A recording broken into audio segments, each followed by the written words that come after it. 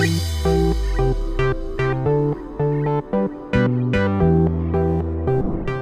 by washing 1 cup of fresh spinach leaves. Spinach is loaded with essential vitamins and minerals, including vitamin A, C, K, folate, iron, and calcium. Soak the spinach in a bowl of hot water for 5 minutes. Spinach is low in calories but high in nutrients, making it an excellent choice for weight management. Cut into long shreds. Spinach is a good source of iron, which helps in hemoglobin production. Add the spinach to a bowl.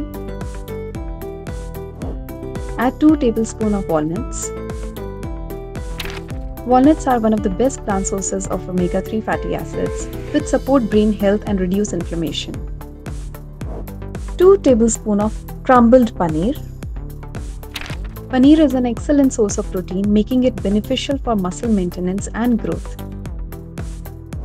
1 teaspoon of cold-pressed olive oil. 2 teaspoons of lemon juice.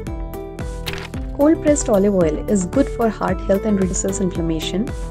Lemon is rich in vitamin C, good for hair and skin health, and also has good antioxidant property. Add pepper and salt to taste. Mix well and you are done.